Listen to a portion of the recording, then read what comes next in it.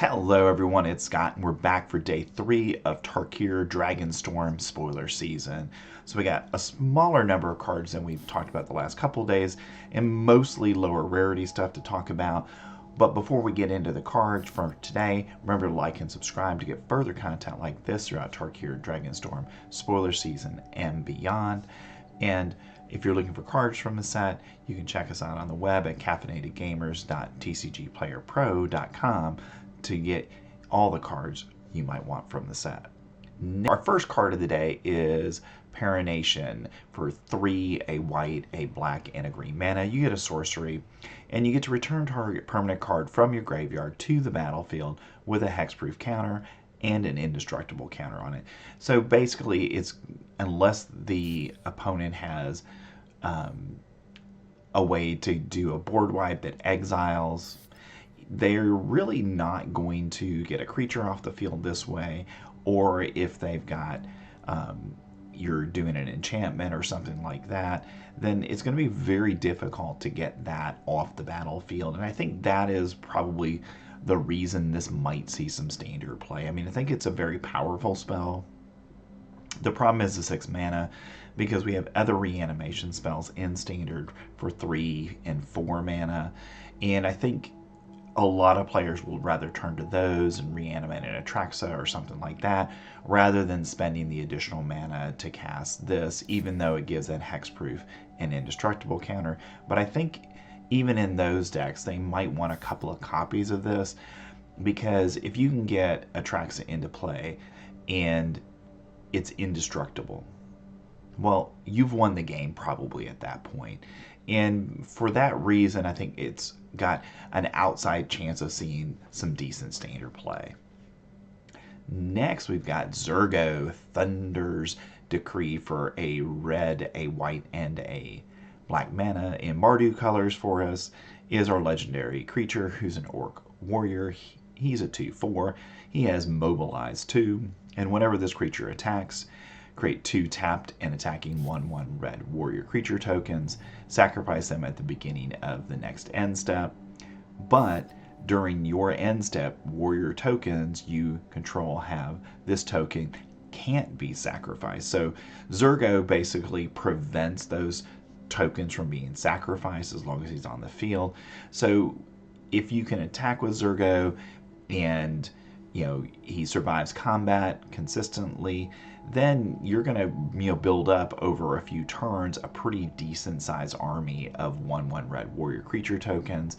And I think in a deck that's using some of the cards we have that can increase power and toughness of creatures, that Zurgo could be a really powerful card in standard, and probably in one of our aggro decks is where this is going to fit the best.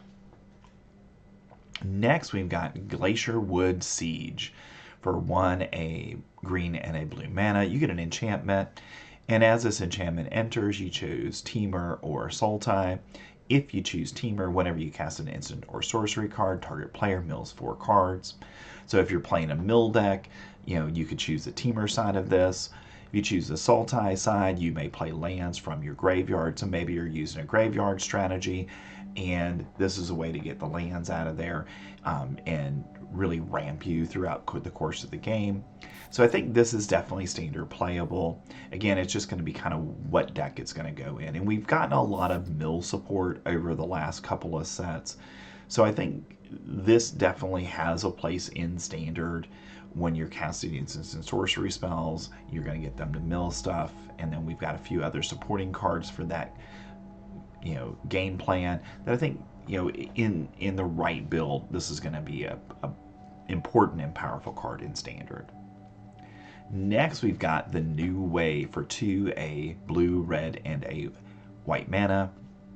So in Jeskai colors, you get an instant, and the next time a source of your choice would deal damage to you this turn, prevent that damage. So if your opponent hits you with a lightning strike, shock, whatever, you can choose to prevent that damage, and when damage is prevented this way, the New Way deals that much damage to that source's controller, and you get to draw that many cards. So pretty powerful spell on the surface. The 5 mana is, I think, is what's going to keep it from seeing a lot of consistent standard play. But it has a lot of application because, we've got a bunch of black cards that do a couple of damage here or there to you. Obviously, we've got red spells and we've got some of the Boros spells. So I think this is maybe a sideboard card in a Jeskai deck where you're trying to prevent that damage from being done to you, and you get that benefit of not only you prevent it from doing damage to you, but you do the damage to your opponent, and then you get some additional card draw off of that as well. Next, we've got Fangkeeper's Familiar. For 1, a green, a black, and a blue mana. You get a snake. That's a 3/3 with flash. And when this creature enters the battlefield, you get to choose 1. You gain 3 life and surveil 3. You destroy a target enchantment, or you counter a creature spell. So I like the flexibility on Fangkeeper's Familiar, and we've seen cards like this in the past that are very playable in Standard. So I would think in a Sultai deck that this would be a card in that 4-drop spot that would be desirable because of the flexibility of the card. So if you need to destroy enchantment, you can do that. If you need to gain some life and surveil to get to the cards you need, you can do that. Or if you need to just counter a spell, you've got that ability as well. Next, we've got some lower rarity cards for the day, and I'm just going to go through them in the color order. First is Descendant of Storms. For a white mana, you get a 2/1 human soldier. Okay, again, a good card on just its base level. And then whenever this creature attacks, you may pay 1 and a white mana, and if you do, it endures 1. You get to put a +1/+1 counter on it, or you get to create a 1/1 white spirit creature token. So I think that endure ability for paying the 2 mana for it, I think is a reasonable rate in Standard. So I think this is definitely going to be Standard playable in probably a soldier's deck or a human's deck. And that ability to just kind of keep growing your battlefield as the game goes on, or keep growing your Descendant of the Storm as the game goes on, I think is well worth the couple of mana investment. And certainly when you're at a point where you kind of exhausted your hand, this is a really great ability at that point. Next, we've got Rampaging Dawnbrood. For 4 and a white mana. You get a dragon with flying and vigilance. That's a 3/4. At the beginning of combat during your turn, another target creature you control gets +1 until the end of turn. And it has an Omen, Calling Roar. For 1 and a white mana. You get to create a 2/2 white soldier creature token. Okay, then shuffle this card into its owner's library. So that's what all of our omens do. They shuffle the card back in. And I think really as I'm looking at these omen cards, I'm almost thinking that you really need to think about it from the omen perspective. Is that omen playable? If it is, then the card's probably playable, because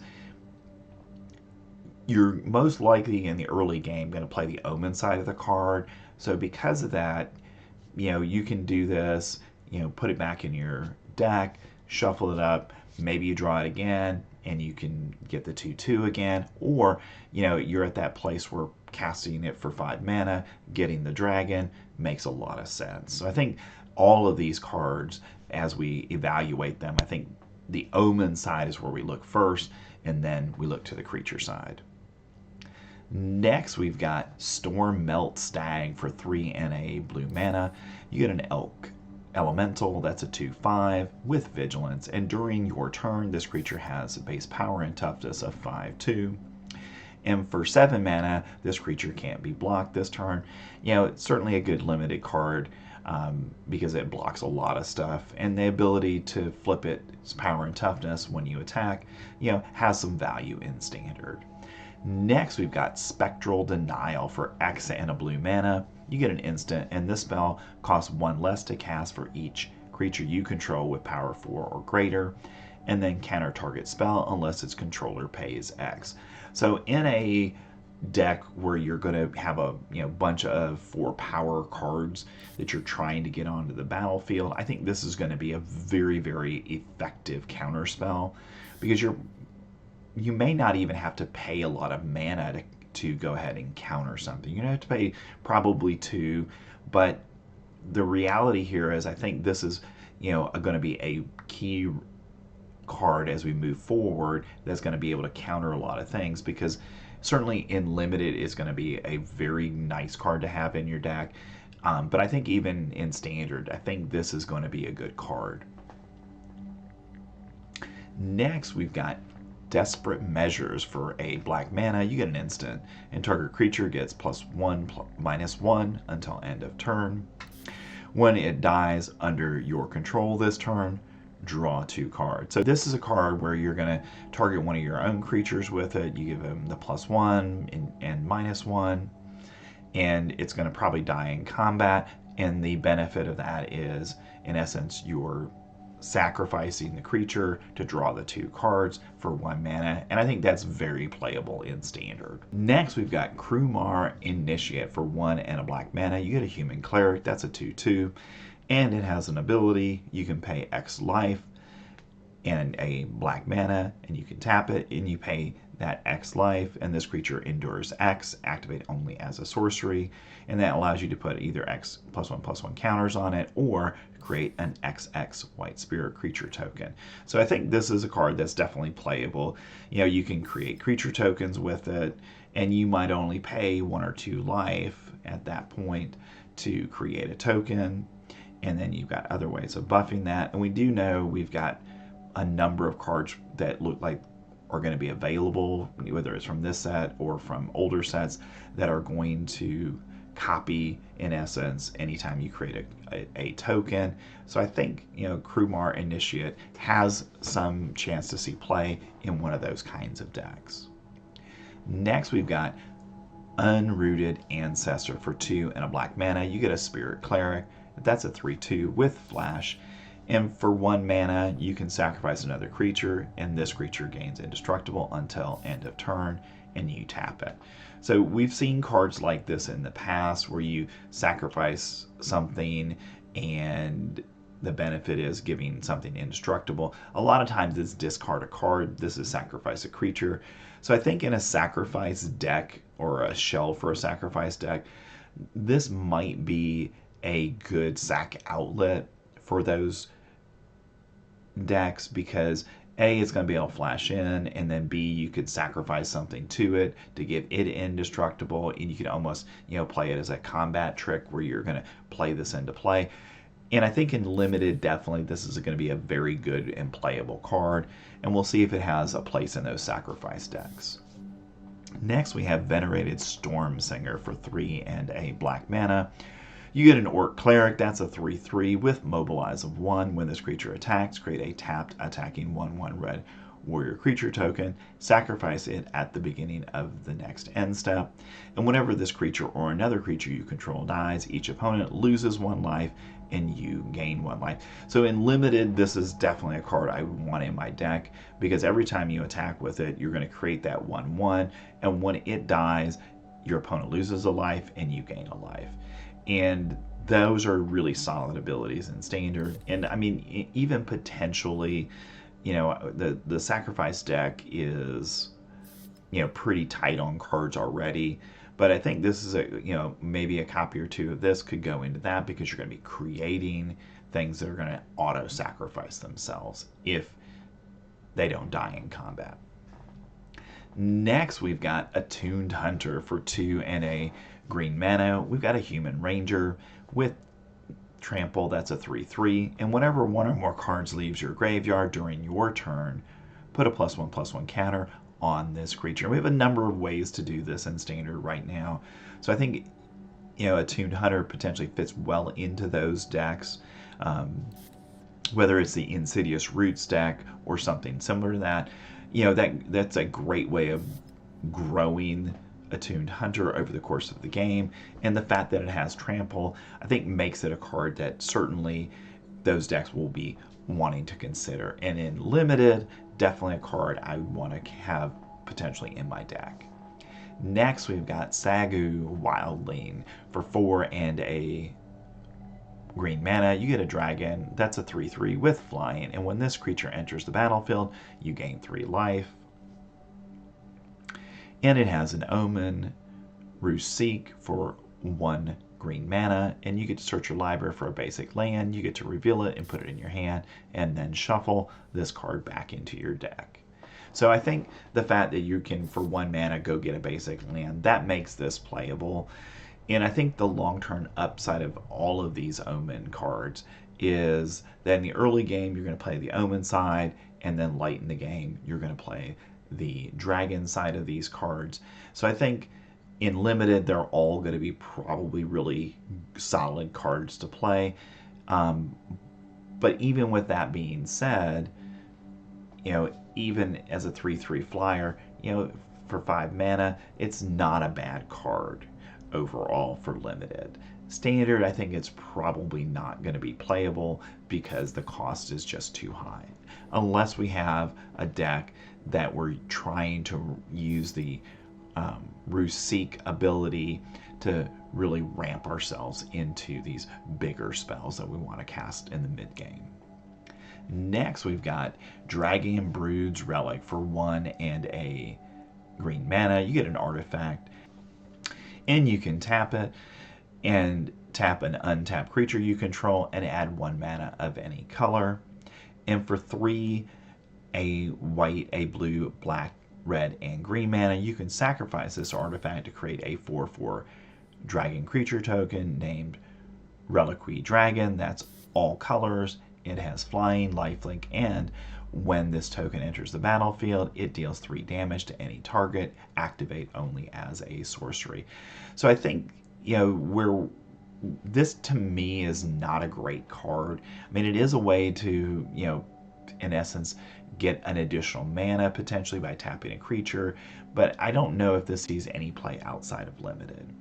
Next, we've got Dalkoven Pack Beast for 2 and a white mana. You get an Ox, that's a 0/4 with Vigilance, and it also has Mobilize 3. Whenever this creature attacks, create 3 tapped and attacking 1/1 red warrior creature tokens, sacrifice them at the beginning of the next end step. So, this is obviously a decent blocker in Standard, but it's really, if you're playing this, you're playing for that Mobilize ability. And again, if we're using things that, are going to trigger abilities or damage when creatures come into play, you're going to get 3 creatures every time you attack with it. Next, we've got Shock Brigade for 1 and a red mana. You get a Goblin Soldier. That's a 1/3 with Menace.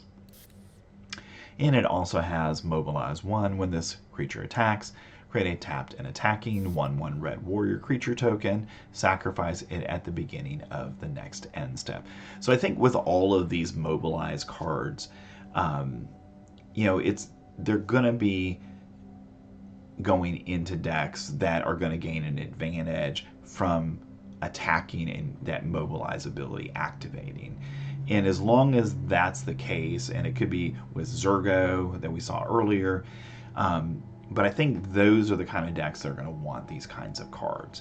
And I mean, this is a common, so it's not a great card, but in Limited, I think it's a card you would definitely want to consider. Next, we have Underfoot Underdogs for 2 and a red mana. You get a Goblin Warrior, that's a 1/2. And when this creature enters the battlefield, you get to create a 1/1 red Goblin creature token. And it has an ability for 1 mana. You can tap it, and target creature you control with power 2 or less can't be blocked this turn. Usually not a ability we see in red, so I like that on this card because, again, we have a lot of creatures in Standard that are in red that are 1 or 2 power, but they have prowess, so we give them the ability that can't be blocked, and then we hit a bunch of spells, either with Monstrous Rage or something like that we're going to hit them with, and the result of it is it's going to get bigger as the turn goes on or that combat goes on, and your opponent won't be able to block. So again, a card probably going to see more limited play, but I think a good limited card. Next we've got Lion Wait. It's in Sultai colors, which is black, green, and blue. You get a sorcery, and you get to return a target creature from your graveyard to your hand. and lie in wait deals damage equal to that card's power to target creature. So I like this as a potentially, nice spell in standard. Probably you're playing it in your mill deck and you've milled some things in there, and you play this, you get it back into your hand, so that card that you really like to have at that particular point in the game. And then the bonus of it is that you're going to deal damage to one of your opponent's creatures and hopefully kill that as a result of that damage. Next, we have Embermouth Sentinel for 2 mana. You get an artifact creature that's a Chimera, and it's a 2/1. And when this creature enters the battlefield, you may search your library for a basic land card, reveal it, then shuffle, and put that card on top. If you control a dragon card, put that card onto the battlefield tapped instead. So the place where this is going to see play, if it sees any play in standard, is going to be in a dragon deck because of the ability of putting that land right onto the battlefield. But I think in limited, again, this is a good card for you because it's going to ramp you. And any card in limited that tends to ramp a player is usually going to be a card that's valuable.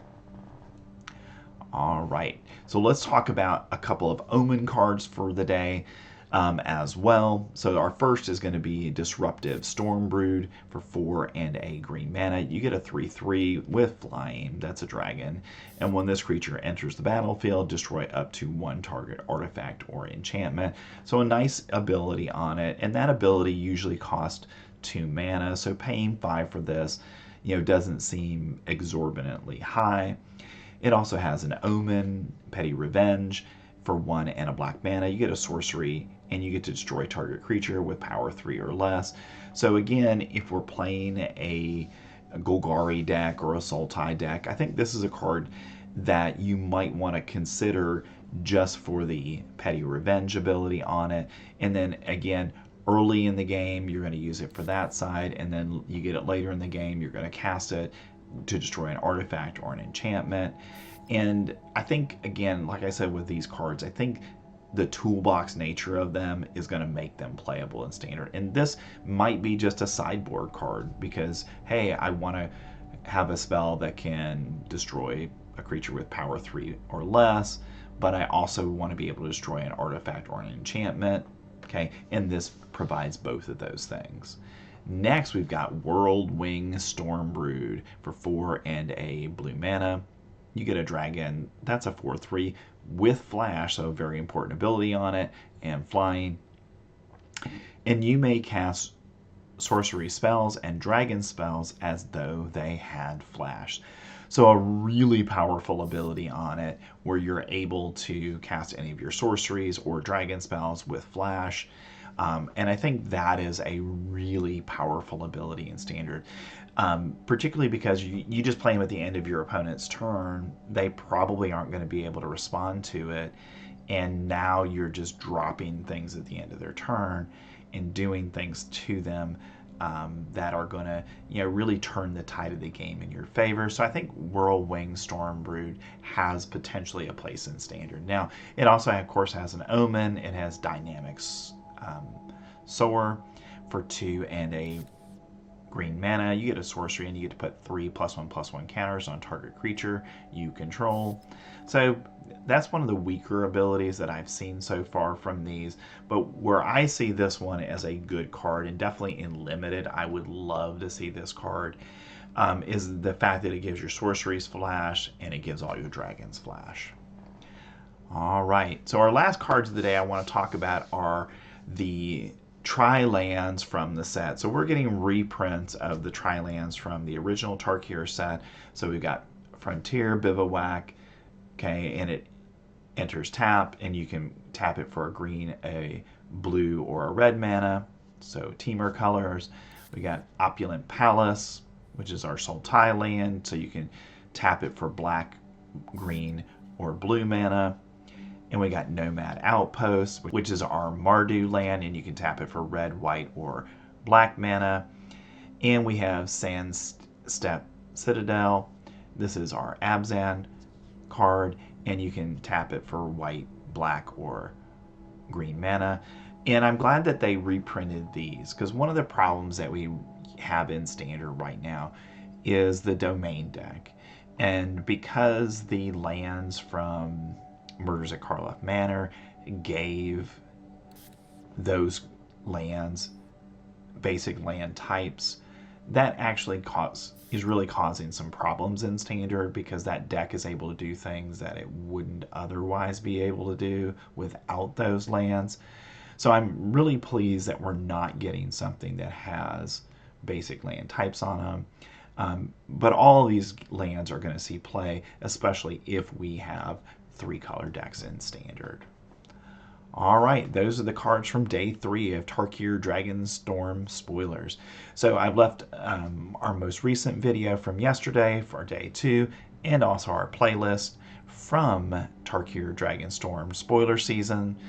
So I hope you enjoyed the video. Remember to like and subscribe to get further content like this throughout Tarkir DragonStorm spoiler season and beyond.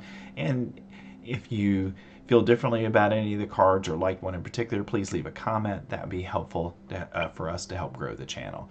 Thanks. I'll see you in the next one.